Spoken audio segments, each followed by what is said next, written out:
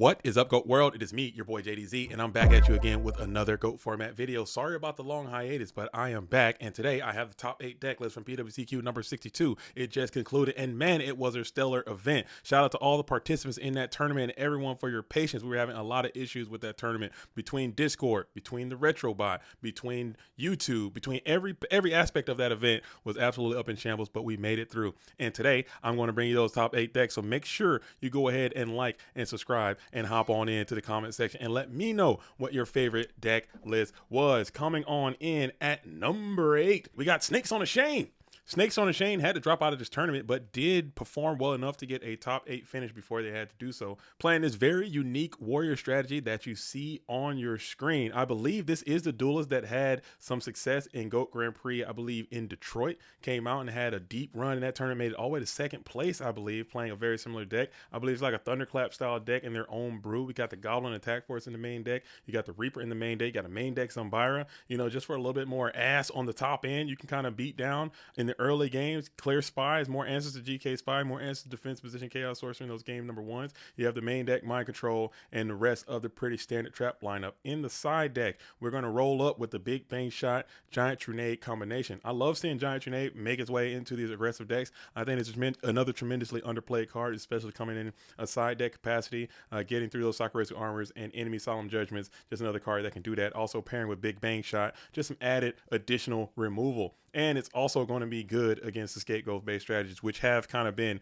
on a resurgence here in the past couple of weeks. We're seeing PWCQ number 61 was won by a goat based strategy. So I love the deck. I think it's pretty neat. I like to see a little bit of experimentation and a little bit of things done a little bit differently, all the way up to 16 monsters. I think that might be a bit too much, but still having another great performance. And maybe they could have gotten a little bit further than the 8 places. They could have just stayed in the tournament a little bit longer. But huge shout out to you, Shane, aka Snakes on a Chain. Love to see it. Keep playing. I like seeing these IRL players coming in and making top performances. As we're moving on to number 7, we have Madcap, who's back at it again, making another top performance, playing the Rescue Cat Last Will Rescue Cat Burn strategy. Very, very solid deck, as we have discussed throughout Earth Week. This deck is very, very good. However, it has a terrible warrior matchup. You try to kind of solidify that stuff, playing your triple kinetic soldiers in the side deck, but you're way low on defense in your main deck. So it's almost like a glass cannon thing. You have that enemy controller, you have the gravity bind, you have the level limit, you have the swords. Maybe you can get another gravity bind in there somewhere. I don't know how good the enemy controller is. Maybe you can shift stuff to attack position, or maybe shift stuff, bigger things to defense position. You can run it down with the Gakagiri Panda from time to time, or maybe when your stuff's about to, you're about to lose it with Rescue Cat anyway, maybe you can like boom, kick it to the graveyard, take control of that, do a little bit more damage on top. But I don't know how good that is, but the deck seems to be good, especially in the turbo matchup or in the mirror or things of that sort. Maybe not against the aggressive decks, because it's just hard for this deck to play. With the one of Miles rated, you got the Cyberstein Last Will stuff, but the deck is extremely dynamic, is super powerful, and it can literally beat anyone. Giant Trunade, Last Will, Rescue Cat, Chef's Kiss. It'll just in right there. But it's cool. I like to see this deck. And again, this is, if some people ask me all the time, what decks do I think are underplayed or underrepresented? It is this deck right here on the screen, because it is super, super duper powerful, but it does have a high skill ceiling. And there are some things that you're going to have to know before you try to load this deck and just have immediate success, whatever. But Madcap push it to a 7-place finish, could potentially go a little bit further if you can get a little bit of bracket support, I think. And I want to see this duelist continue to grind out with this deck, and maybe you can be the Rescue Cat main in the circuit. I don't know. I like to see that, Madcap. Congratulations to you on your top 8 performance, coming in at 7th place. All right. Moving on to 6th place. Now, this is a deck I kind of want to talk about for a little bit, because Patrick Zero was cooking another German style GOAT control deck. You're going to be rocking the double Book of Moon technology. You got the DMOC in there, the Genzo in there, and the BLS in there. Looking at this monster lineup and finally being able to see what you had in there, there's really nothing that you can aggress your opponent with, aside from the DD Warrior Lady, the Breaker, and the Tribe Infecting Virus. I was wondering if you had it, and you just don't have it. So this thing does seem kind of light in the pants a little bit. And once the players start figuring out, like, hey, this guy doesn't have Spy, he doesn't have Reaper, he doesn't have Abyss Soldier, he doesn't have anything that can assault me back, let me just try to pin my ears back and get on this guy before he can set up his stuff. But when he get this thing rolling and the setup is in and he's got all these flip effects, so many set monsters, in fact, that he can just keep putting sets down, and eventually you're going to run out of things to noblement. You're going to run out of things, and when the morphing jars start going off and the cyber jar starts going off and the phase start flipping, it just kind of can speed up, man, and you'll get to the BLS, DMOC, Genzo. This thing can OTK. You got the Lightning Vortex, you have Dimension Fusion. You already know the vibes there. So the deck, I think, is pretty cool. It might be something that I need to try on my own. I don't know if I can play a deck like this because I like attacking, especially in Go Control. I think attacking is my thing, but maybe a little more finesse. You're going to need some finesse to play a deck like this. Going into the side deck, that's where you started to make some noise as well. You got the Mobius, Wax, Minecons, very clean, orderly side deck, very neat. You got the King Dragoons going to be in there. You have the Sakuretsu Armors going to be in there, and you have the creature swaps are going to be in there. But I do want to take a little bit of time to talk about these soul releases because they were looking great in certain spots in this tournament. It's one of those win more cards, as they say, as cool kids say, one of those high roll, high ceiling kind of cards. But man, when it was deploying, it was doing money numbers, man. If you can get their Magician of Faith and Thunder Dragon for the turbo deck, if you can get all that stuff out of play, their chances of winning is going to diminish significantly. It's not going to be very easy to do. If you can get the Thunder Dragons, the Magician of Faith, maybe even that BLS, if you can get them all out of there with Soul Release, it is a neg, but that neg can just snowball into serious advantage later on when they can't make any chaos plays on you. Turbo not playing chaos, or Turbo not being able to do its thing, it's just going to be an overall worse deck. So I don't hate that, and maybe we can see Soul Release being used more.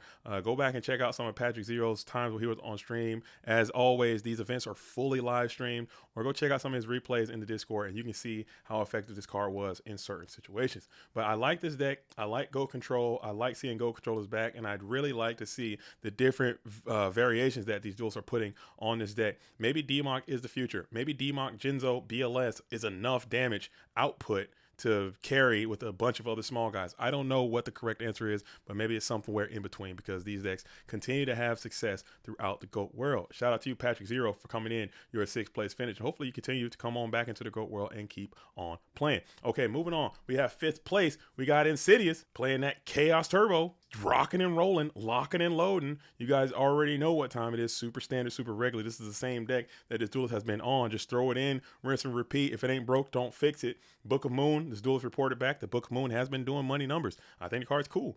And keeping it in the main deck may be cool. And it's one of those comfort things, comfort item. Man, BLS out with Book of Moon behind it. Vibrational frequency. We got double dust shoot in the main deck, one shoot in the side. Everything else, super standard, super regular. Super standard, super regular. But again, Chaos Turbo is going to be what it is. It's the best deck for a reason, and it's going to continue to be there. Keep rocking and rolling in the free world, Insidious, and continue to perform, and maybe you can get another invitation. Love to see it. Okay, moving on to top 4. This is Shogun. He's back at it again with another return from the different dimension style top, but you're going to go way low on the return, just one copy. So it's more of a thunderclap-ish version with a little bit of return splash in there as we're going triple Ninja Grandmaster. We got Kaiku the Ghost Destroyer. We have the damn Dekoichi the Battle Chanted Locomotive, and max out on GK Spies as well. So you get all that stuff knocked. You guys already know the vibe. But this deck can play face up. It can attack. This deck can play face down. It can aggress. And your opponent is going to be in those situations again, as we talked about before. That's the benefit of this deck. Return for different dimensions. Super broken card. Maybe you can get to a point where you have more than one, because I think that is a legitimate win condition in this deck. I don't think return should be a feature. I think it should be a complete function of the deck. It should be what the deck is trying to do, at least in my opinion. But I think you just having it splash in there as another thing that you can do, maybe the way that this duelist wants to go with it, and that is correct. Looking at the side deck, I think it is also really awesome what you like to do here with almost like a full conversion style situation. You're going straight into a goat control type thing, as you have goats and meta. It's going to be in the side deck with your tribe as well, and triple royal decree. So people may not see this smoke screens type strategy coming up, as you can shift into a goat control type thing, and that probably was throwing curveballs at a lot of people, as I did see this duelist bringing those cards in to a multitude of different matchups, not just against the aggressive stuff, or not just against the alt win stuff, but he was bringing it against Turbo, and they just won't see it coming, as they have probably reduced some of their flips, bringing in some buyers to try to out aggress you. Well, guess what? You got Go Control meta coming their way, and that can just absolutely steal some cheeky dubs coming in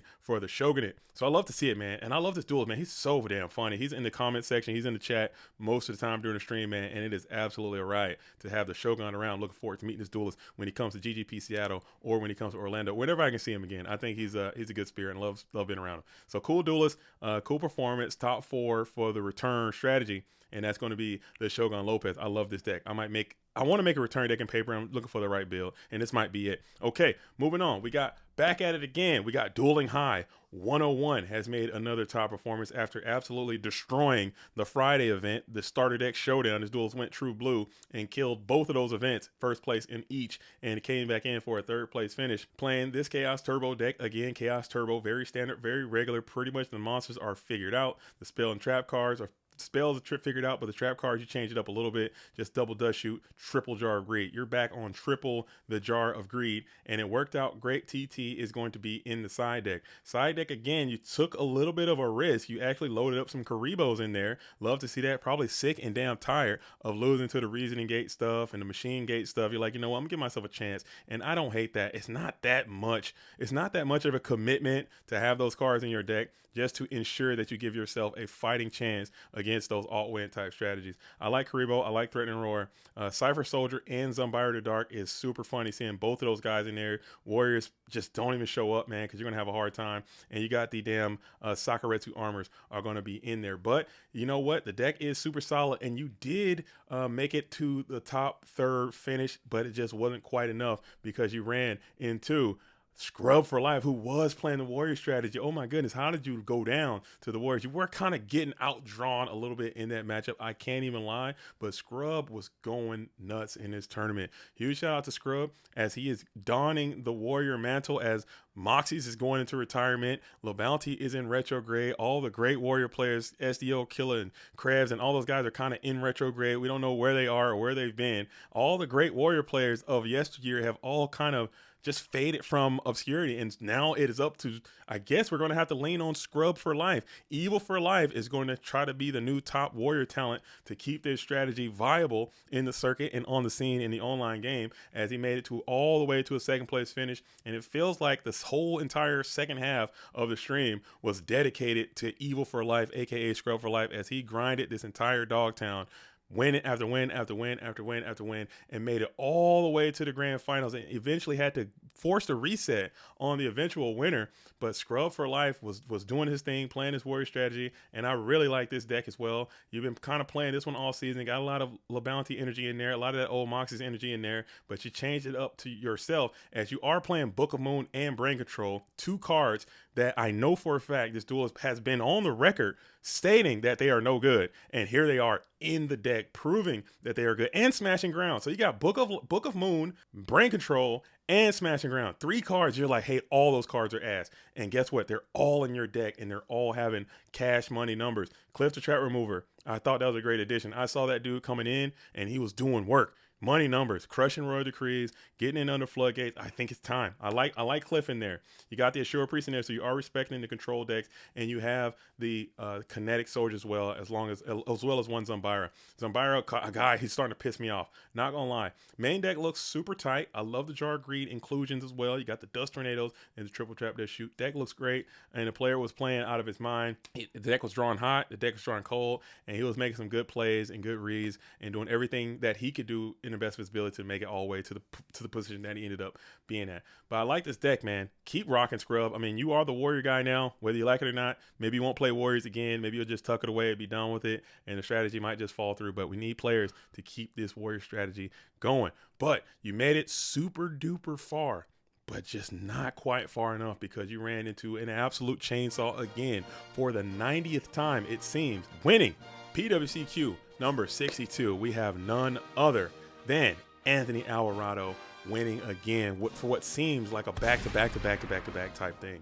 And I gotta say, the performance that this duelist has had this season, I mean, we're living in it, but it is just one of the most incredible performances that I can ever recall in the modern Go era. It's just been a ridiculous run. It seems like, I don't know what to say. I don't know what to attest it to, but it seems like he is constantly either in the finals or he's in the top performance. He is just not like I don't know. He's on another level right now, and he has secured his record-breaking eighth invitation to the GOAT Format World Championship. It has never been done, and I don't think it can ever be done again. And the season is not even over. There are 3 more months left in the season, so he could easily push this up to even higher amounts of invites, and just come from building this deck and playing it well. As you notice, I'll show Chaos Turbo decks over and over and over and over and over again.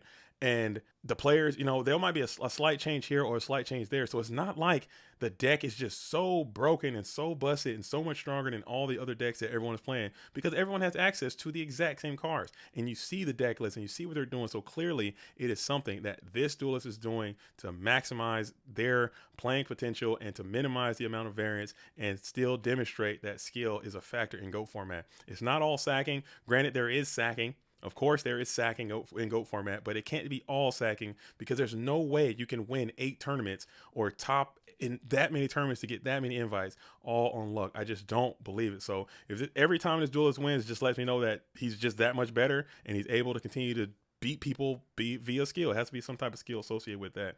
But talking about the deck itself, it seems like a pretty standard Chaos Turbo deck with the 1 Solemn Judgment in the main deck. We got triple Trap That Shoot in the main deck. We got the same 21 monsters in there. You got the Kaiku the Ghost Destroyer. You have the Tsukiyomi. Very, very solid. In the side deck, you have the Kinetics. You have the another Kaiku. You have the Mystic Storm level 2. So you left that guy in there, and you're dropping down to 2 Zombiras, and double Phoenix Wing Wind Blast is going to be in the main deck with just 2 Sakuretsu armors. And just talking about that Zombira, I know this is one of the cards that Alvarado kind of made famous, put on the map, but I'm starting to get pissed off.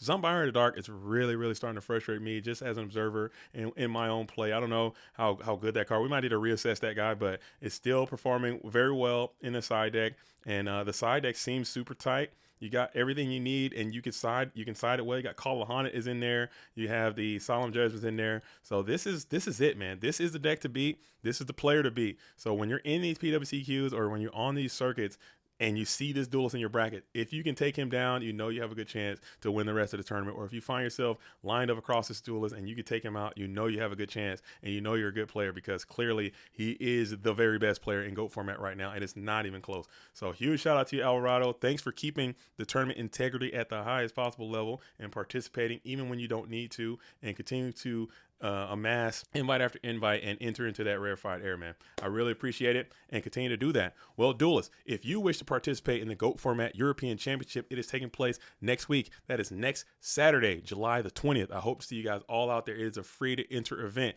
and maybe you can take this duelist down and take over the crown as GOAT Format European Champion. And thank you everyone for participating in the tournament, and thank you for watching the stream. As always, it is completely available on this channel. Go back and check it out. Well, duelists, that's all I have. As always, I'm JDZ. I play GOATs. Until the next time, shout out to all the real ones. Salute to the OGs. Peace.